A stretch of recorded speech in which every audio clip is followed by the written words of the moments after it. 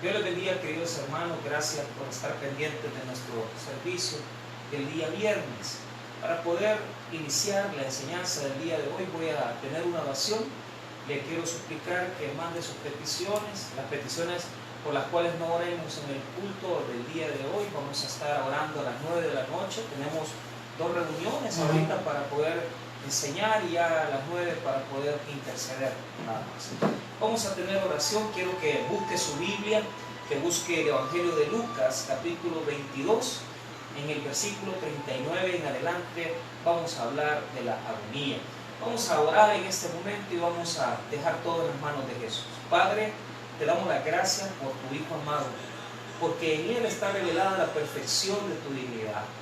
Oramos, bendito Señor, para que podamos predicar la palabra y que podamos presentar a Jesús como nuestro Salvador.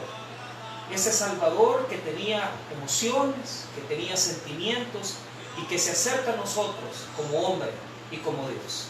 Te damos las gracias. Oramos por todas aquellas personas que nos están viendo por internet, por aquellas personas que van a reproducir este mensaje para sus vidas, para poder fortalecer sus necesidades. Y oramos, bendito Dios, para que uses al predicador. En el nombre de Jesús. Amén y amén. Que Dios te bendiga. Muy bien. Vamos a iniciar una serie de mensajes los días viernes hablando de las emociones de Jesús. Entrar en las emociones de Jesús es algo grande para cualquier cristiano. ¿Por qué razón? Porque a veces cometemos el error de entrar en los evangelios, de poder revisar los evangelios, pero por encima de ellos prácticamente no nos damos cuenta cuáles son las emociones, las sensibilidades de nuestro Señor. Y los evangelistas, para muchas acciones que ellos tuvieron que manifestar dentro de los evangelios acerca de Cristo, muchas veces omitieron situaciones de su humanidad y a veces exaltaron situaciones de humanidad. Para nosotros aprender en este día, tenemos que comprender que también nosotros podemos pasar por momentos de agonía, por momentos donde vamos a tener que enfrentar situaciones donde nuestras fuerzas ya no nos dan más, donde nuestras fuerzas ya prácticamente se agotan y físicamente y humanamente posiblemente ya no tengamos más por qué luchar o posiblemente se nos acaben los ánimos. Pero es ahí donde entra el Evangelio, donde entra esa inyección que representa el conocimiento de Jesús de los Evangelios, que nos lleva a un nivel diferente para afrontar las diferentes circunstancias que se presentan en nuestra vida.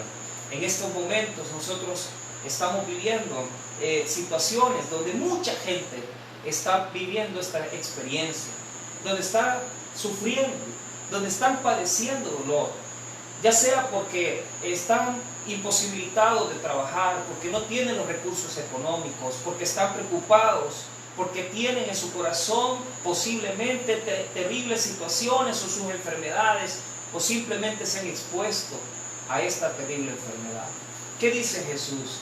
Para poder conocer la agonía, nosotros primeramente vamos a explorar el texto.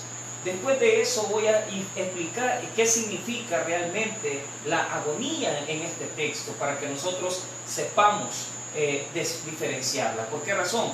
Porque la agonía que está en este texto no es agonizar. Y quiero entrar primeramente explicando que agonía en este texto no es agonizar. Agonizar es el momento en el cual nosotros estamos a punto de poder entregar nuestra vida y comenzamos a tener una expresión de características diferentes en el momento antes de la muerte. Jesús agonía y su agonía es distinto, ya lo voy a explicar. Ahora, veamos esto. El Evangelio de Lucas nos presenta el versículo 39 en adelante. Leámoslo para que sepamos de qué se trata. Y saliendo, se fue como solía al monte de los olivos, y sus discípulos también le siguieron. Cuando llegó a aquel lugar, les dijo: orad, que no entréis en tentación. Y él se apartó de ellos a distancia como de un tiro de piedra, y puesto de rodillas oró, diciendo: Padre, si quieres, pasa de mí esta copa, pero no se haga mi voluntad, sino la tuya. y se le apareció un ángel del cielo para fortalecerle, y estando en agonía, oraba más intensamente, y era su sudor como grandes gotas de sangre que caían hasta la tierra. Muy bien, para poder explicar este texto, nosotros tenemos que poner un escenario. Jesús ha estado en el aposento alto teniendo la cena con sus discípulos, y Él ha bajado de ahí para ir a un lugar. El Monte de los Olivos no se encuentra muy lejos de la ciudad de Jerusalén. La persona que conoce la ciudad de Jerusalén conoce perfectamente que la distancia es corta al Monte de los Olivos. Hoy en día, cuando uno llega al Monte de los Olivos, le hacen creer que hay varios árboles que datan del tiempo de Jesús, y que es posible que esos árboles de oliva estuvieran en el mismo tiempo en que Jesús tuvo su ministerio, cosa que no es cierta. Ahora, la gente tiene la costumbre de poder estar ahí en ese lugar. Hay una iglesia que se construyó hace varios años, hace posiblemente unos 50 años, y lo que sucede ahí es que es un lugar donde la gente se aparta, donde la gente tiene oración, donde la gente puede entrar en aquella situación en la cual Jesús experimentó el dolor. Ahora, Getsemaní, la palabra Getsemaní quiere decir lugar donde se apretan, lugar donde se tritura la oliva. Y esto es interesante, ¿sabe por qué? Porque todos tenemos un Getsemaní. En nuestra vida vamos a experimentar situaciones en las cuales vamos a tener que pasar por ese proceso, donde Dios está triturándonos, donde el Señor permite cierto tipo de pruebas para triturar nuestra vida, para triturar nuestra fe, para triturar nuestro conocimiento de Él. Y lo que sucede en esos momentos, cuando experimentamos el Getsemaní de Dios, es que nosotros nos enfrentamos a los momentos más dolorosos, a los momentos más tristes, donde somos triturados para sacar lo mejor de nosotros. Nunca un Getsemaní será para castigarnos, nunca un Getsemaní será para hacernos sufrir, será para que nosotros podamos sacar de nuestro corazón lo mejor de nuestra vida, de nuestras convicciones. Ahora, Jesús llega a ese monte. El Evangelio de Lucas dice el Monte de los Olivos. Los Evangelios de Mateo y Marcos se refieren, particularmente Mateo, a Getsemaní. Por eso es que toma este nombre particular, lugar donde se apretan las olivas, donde se apretan las olivas. Ahora, vea lo que está pasando. Jesús va con sus discípulos, ya Judas ha salido del grupo porque él ha ido a entregarlo, y se encuentra con 11 discípulos. Ahora, esto no lo revela Lucas, porque Lucas solamente va a trabajar a Jesús desde una perspectiva.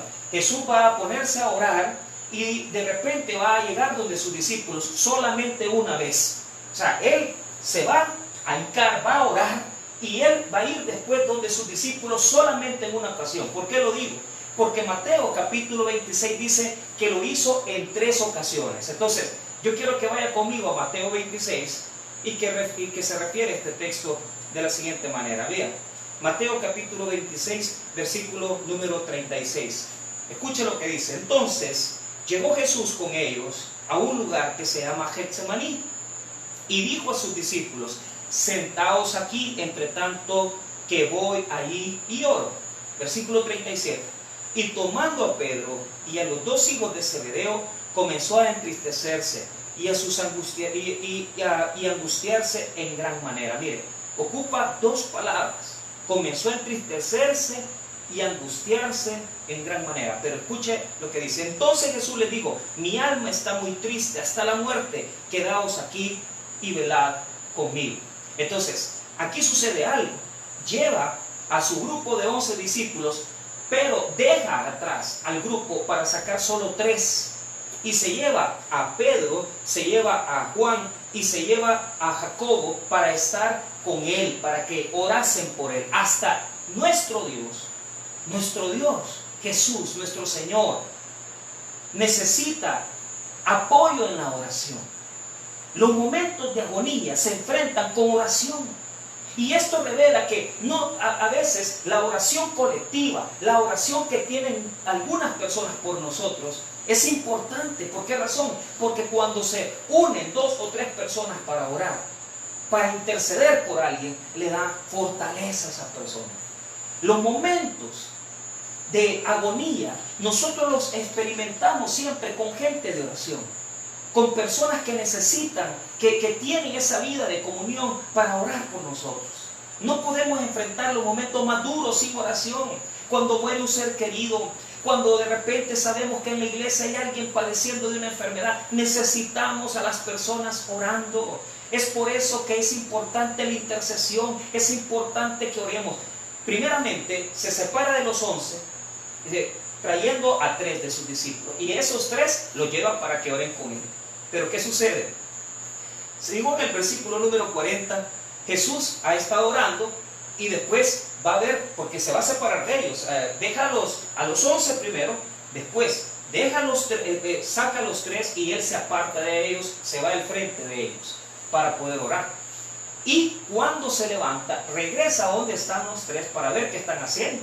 Y se da cuenta que estaban durmiendo. Vea lo que dice el 40. Vino luego a sus discípulos y los halló durmiendo. Y dijo a Pedro: así que no habéis podido velar conmigo una hora. O sea, la primera. Pero después viene el verso 43. Viene la segunda vez.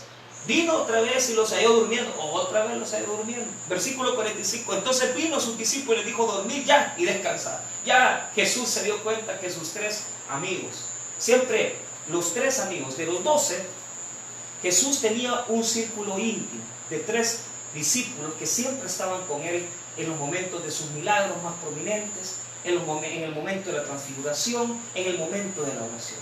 Él llama a sus discípulos para que oren por él, para que oren por él y que oren por la situación que está pasando. Vea por qué razón.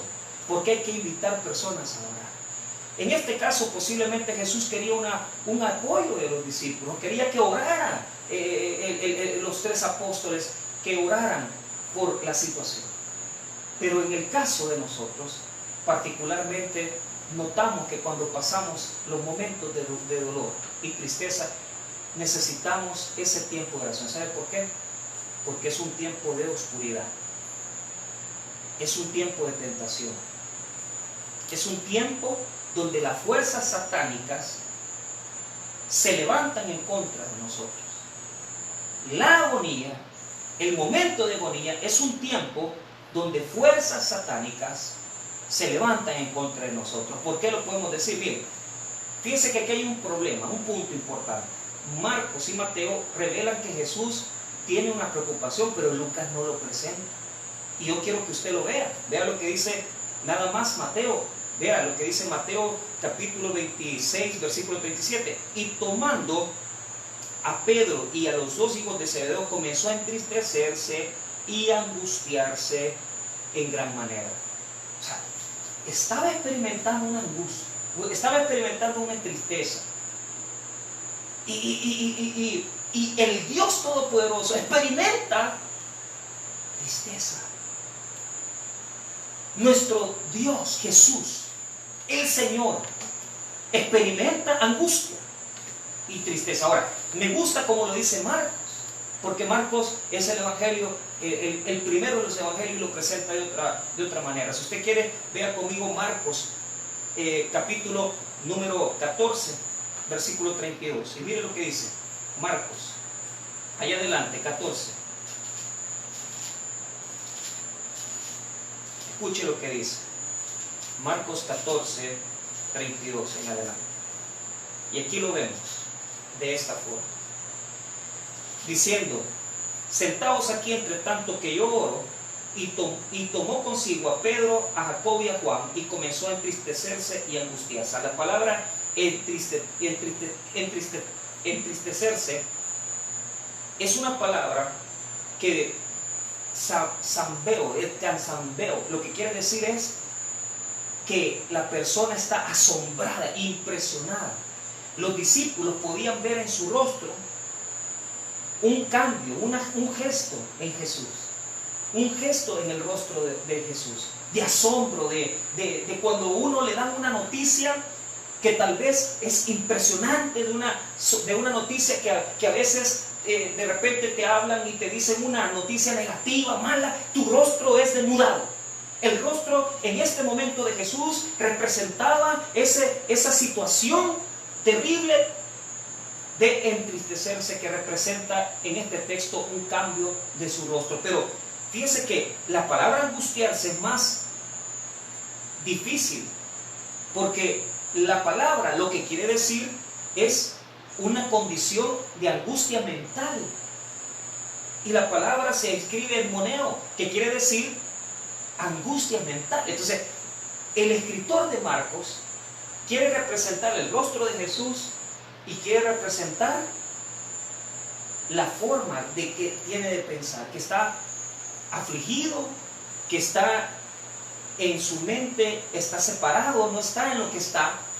Se nota que está angustiado porque no se ve igual que los demás. Eso es lo que está queriendo representar Marcos.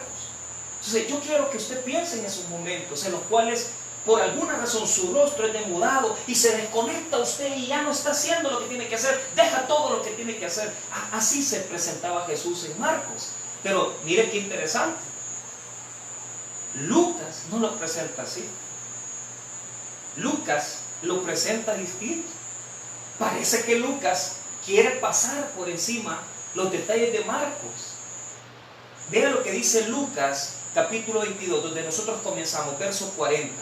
Cuando llegó a aquel lugar le dijo: orad que no entréis en tentación. Miren qué diferente.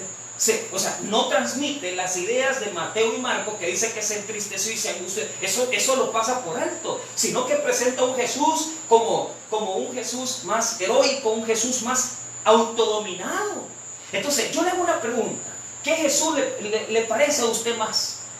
Algunos hacemos un Jesús humano, más humano, pero otros lo hacemos más heroico. ¿Por qué razón Lucas no lo presenta? Esa es la pregunta que muchos se hacen, y la razón es el contexto.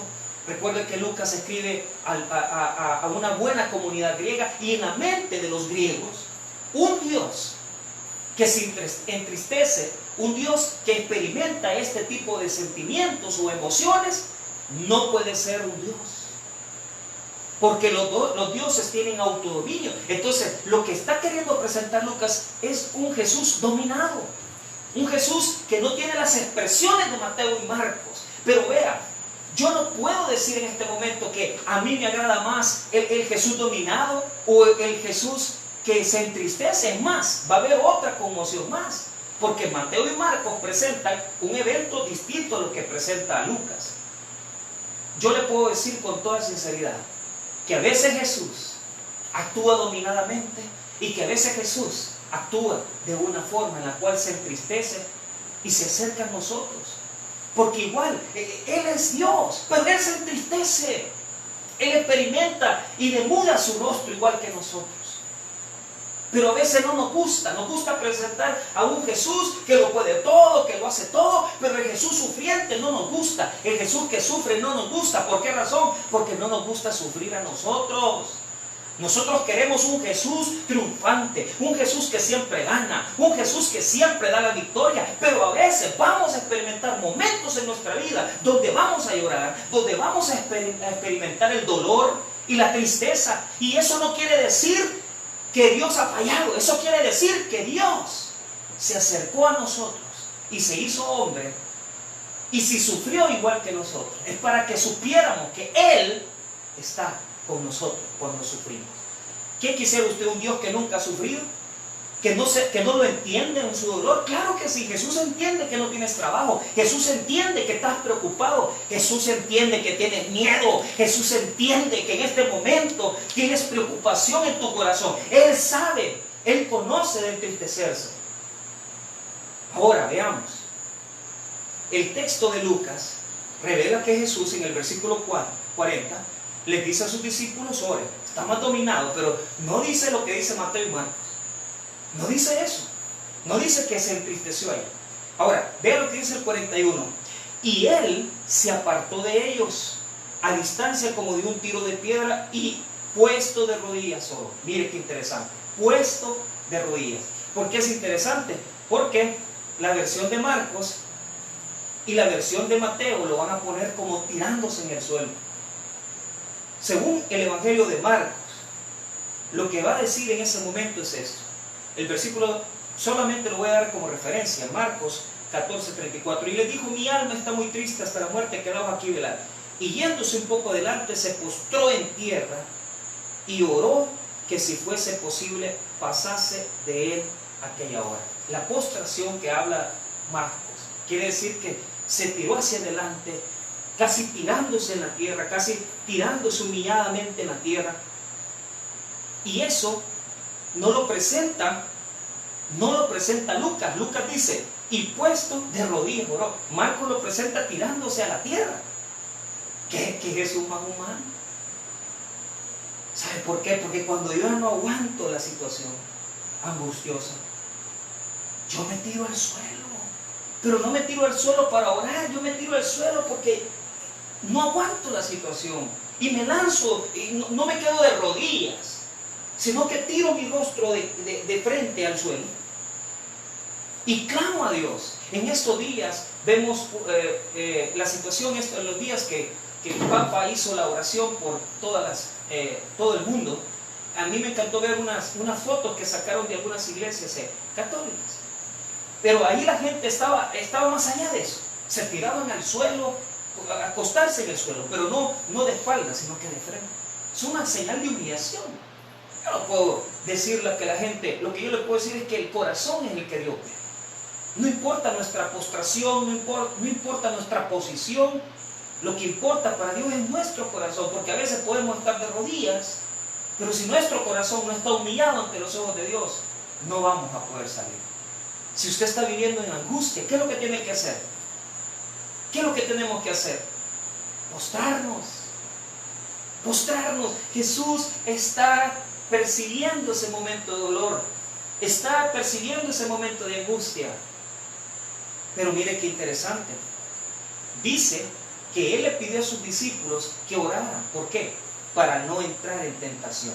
Lucas 22:40 dice, cuando llegó a aquel lugar les dijo, orad que no entréis en tentación. ¿Por qué? Porque es un momento de tentación. Las fuerzas satánicas han venido en contra tuya. ¿Y cómo es que se han unido? Vea, Satanás ha entrado en Judas, número 1. Número 2, Satanás ha pedido para zarandearos como a trigo. Le ha dicho a Pedro, pero esa petición de Satanás incluía a los discípulos. Y además de eso, dice que es el momento de las tinieblas. Escuche lo que dice siempre Lucas 22, versículo número 53. Dice así, habiendo estado con vosotros cada día al templo, no extendisteis las manos contra mí, mas esta es vuestra hora y la potestad de las tinieblas. ¿Qué quiere decir? El momento de angustia es un momento de tinieblas, donde Satanás está en contra de nosotros, donde el enemigo se levanta en contra de nosotros, donde hay que orar, donde hay que postrarse, donde hay que clamar, porque necesitamos la ayuda de Dios. Jesús se pone de rodillas, como lo dice Lucas.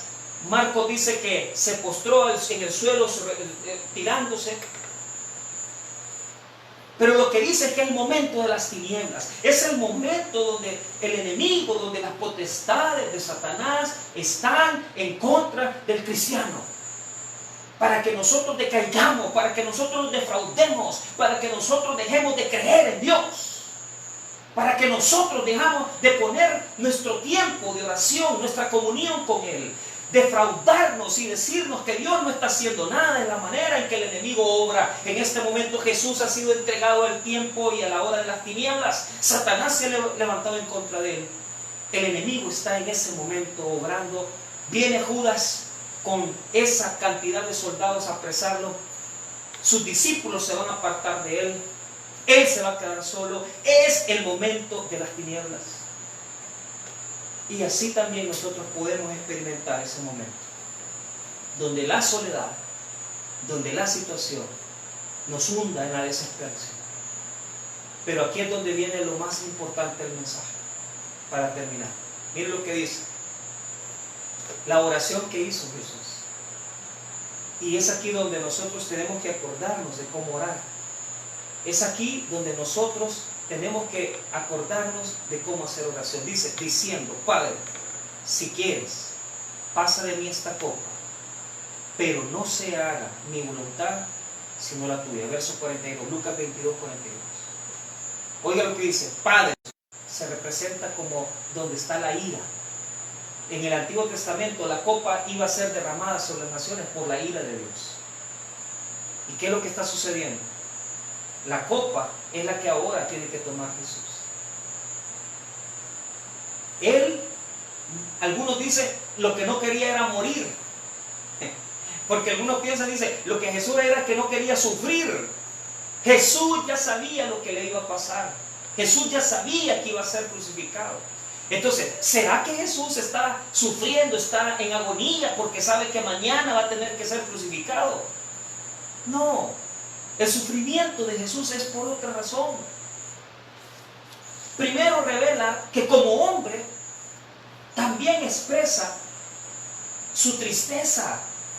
Pero la tristeza más grande de Jesús es que el día siguiente iba a estar separado del Padre. Dios mío, ¿por qué me has desamparado? Y eso provocaba en él una agonía terrible. Pero hay un tercer elemento.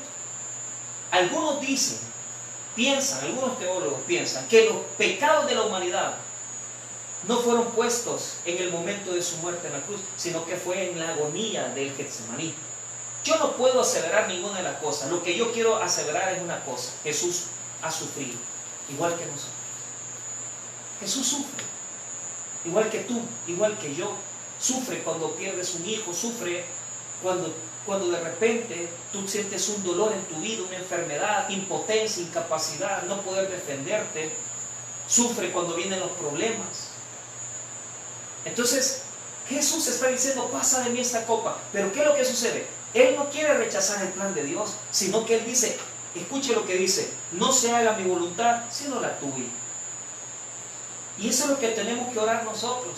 A veces nosotros queremos orar para que Dios haga nuestros deseos. Pero miren los elementos que están ahí. Dije, Padre, copa y voluntad. Son los mismos del Padre Nuestro. Algunos eruditos piensan que el Padre Nuestro surgió y nació de la oración del Getsemaní. Los discípulos estaban escuchando lo que Jesús estaba orando. Los discípulos estaban cerca. Esta es la única vez que nos acercamos a Jesús en su vida de oración. Y vemos que Jesús, cuando va a orar, se refiere a Dios como Padre. Y vemos que Jesús, cuando ora, pide que se haga la voluntad de Él. Jesús no viene y dice, Señor, haz esto, así como nosotros. A veces en los momentos de agonía queremos sacarnos mañana, haz esto, provéenos para mañana, haz esta misericordia, esta voluntad. Y queremos que Dios haga lo que nosotros pedimos. La forma de orar es, Señor, hágase tu voluntad, así como el Padre Nuestro lo dice. El Padre Nuestro invoca al Padre, pero pide que se haga la voluntad de Dios. Y curiosamente es en un momento de tentación. La oración de Jesús en el momento de Getsemaní es lo más cercano al Padre Nuestro, en el sentido de que Dios haga su voluntad. ¿Cómo salimos de los momentos de angustia? No le pidas a Dios que Él haga lo que tú quieres. Pídele a Dios que haga la voluntad que Él quiere en tu vida. Y dile, Dios, ayúdame a aceptar, ayúdame a reconocer que no puedo hacer nada, que no puedo hacer nada por este niño, no puedo hacer nada por mi padre, no puedo hacer nada por mi hermano, pero haz tu voluntad en mi vida. Así se resuelven los momentos de agonía. Se resuelve orando y pidiendo la voluntad de Dios. Esa es la verdadera oración. La verdadera oración no es la que domina, no es la que exige. Es la que humildemente le pide a Dios que haga la voluntad sobre nuestra vida como a Él le parece. Pedid y se os dará, buscad y hallaréis, llamad y se os abrirá. Ahora, termino. Mire lo que dice el versículo. Cuando Él oró, hubo una respuesta de Dios. En el 43, y se le apareció un ángel del cielo para fortalecerle. Cuando Él ora, Dios manda un ángel para fortalecer.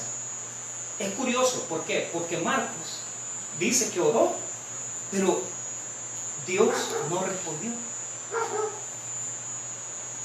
En Marcos dice que Él oró de la misma manera, Pero ¿qué es lo que dice? Y la oración de Marcos es más hermosa todavía. Dice, y decía, Padre, todas las cosas son posibles para ti, aparte de mí esta copa, mas no lo que yo quiero, sino lo que tú. Vino luego y los halló durmiendo. O sea, ahí no hay respuesta de Dios. Aquí sí hay respuesta de Dios. Lucas quiso dar una respuesta de Dios. Incluso hay personas que saben que este texto no está en algunos manuscritos. ¿Y saben por qué no están en algunos manuscritos? Porque los arrianos querían presentar a Jesús como que solamente era hombre y no era Dios. Y le pareció a algunos tan cercano este texto a ser hombre, a Jesús, que lo quisieron quitar.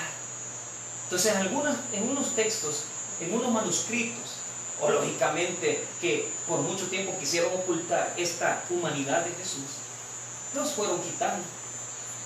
Pero si no fuera por los padres de la iglesia, si no fuera por los otros textos que conservan de todavía este texto en griego, no nos diéramos cuenta la sensibilidad de Jesús, porque Él necesita que le fortalezcan. Entonces vean lo que pasa. Viene Dios y le responde. A veces Dios va a responder con un ángel, pero a veces Dios va a responder en el silencio. Pero el hecho que Dios guarde silencio no quiere decir que no te ha respondido. Quiere decir que Él está obrando de otra forma. En Marcos no está nada, no aparece un ángel, pero Dios ya está respondiendo en el silencio. A veces Dios va a responder con silencio y a veces Dios va a responder con ángeles, pero Dios siempre va a responder a la oración de un hijo que le busca en su momento de agonía. A veces Dios va a responder con el silencio, porque no te va a dar la cosa inmediatamente, porque no te va a hacer el milagro ya, pero en el silencio nosotros podemos saber que Dios va a responder. Y a veces va a responder con un ángel, fortaleciéndote, dándote fortaleza. Alguien va a venir, alguien te va a hablar, alguien te va a responder, alguien te va a decir algo. Y te van a levantar los ángeles. Entonces, el 42 es la oración, el 43 es la respuesta de la oración, mandando un ángel. Y el 44 es la resolución. El ángel le dio fuerzas. Y mire lo que pasa en el 44. Y estando en agonía, nuestra palabra. Esta agonía no es agonizar. Agonía es agón. Y agón en griego es una ansiedad. Jesús en este momento está en una ansiedad. Pero no es que Él está temblando, no es que Él está ahí revolcándose. Esa palabra la ocupaban en los textos griegos para hablar de aquella persona que iba a comenzar a correr una carrera. Y esa ansiedad que uno tiene antes de ir a predicar, antes de ir a trabajar, antes de hacer algo grande que uno tiene que hacer, esa ansiedad que sienten los atletas antes de comenzar la carrera, es la que experimentó Jesús. Él no estaba ansioso en esa agonía porque iba a morir. Dios le dio fortaleza para sentir esa ansiedad santa. ¿Y qué es esa ansiedad santa? Ese es el deseo que debemos de tener, de que si Dios no te ha respondido ahora, seguir orando, seguir pidiendo. El ángel lo fortaleció para que pudiera seguir orando. El ángel lo fortaleció para que pudiera seguir en comunión con Dios. El ángel le fortaleció porque sabía que el día de mañana iba a venir lo peor, pero el ángel le dio la fuerza de Dios, le fortaleció para terminar la obra. Si en esta noche, si en este día que tú estás viendo este mensaje, estás a punto de tirar la toalla, estás a punto de no aguantar, yo quiero decirte, Dios es el que da esta santa ansiedad para que sigamos adelante, que no nos rindamos, que no tiremos la toalla, que no dejemos las cosas de lado, perseveremos en oración, perseveremos en lectura bíblica, perseveremos, porque si Jesús fue fortalecido, es un ejemplo santo para que nosotros podamos ser fortalecidos en los momentos de dolor. La agonía entonces no se traduce como agonizar, se traduce como un deseo, una ansiedad de seguir adelante, una ansiedad de seguir adelante, una ansiedad de seguir adelante, de no rendirte, de no tirar la toalla y de seguir las cosas de Dios pronto. Vamos, cristiano, no te rindas. Vamos, cristiano, sigue orando, levántate temprano, busca el rostro de Dios, busca en oración al Señor, Él va a responder. Ocupa este tiempo para poder meditar, ocupa este tiempo para arreglar tus cuentas con Dios. Cristiano, ¿Qué no daría yo para que aquellos que están con un corazón apocado, desesperados o tristes, recibieran esta bendición de los cielos por medio de la oración, de seguir adelante? Agonía entonces se traduce no como una expresión de sufrimiento, sino como una expresión de ansiedad, de preocupación, de deseo de seguir adelante, porque lo que viene es más fuerte, más difícil. Entonces Jesús encontró la fortaleza para seguir orando. Y yo espero que usted encuentre la fortaleza para seguir orando, para seguir orando y pidiendo a Dios. Jesús al principio experimentó tristeza, así lo dicen Mateo y Marcos. Si a usted le gusta el Jesús de Lucas, que es un poco más sin esos sentimientos débiles, que algunos dicen debilidad, pero son autoridad, es bendición de Dios, porque nuestro Dios es un Dios que se pone a la par del hombre y sufre igual que el hombre, y es un Dios poderoso. Si a usted le gusta el Jesús de Mateo y de Marcos, que se angustian, que se entristecen, ese es Jesús. Y si a usted le gusta el de Lucas, que es autodominado, también es el Jesús. Mi Jesús es así. Puede sufrir con los que sufren y puede autodominarse con los que se autodominan. La agonía entonces es una ansiedad, agón. Pero esa agonía le hizo tener tanta fortaleza que siguió orando, y escuche lo que dice, oraba más intensamente.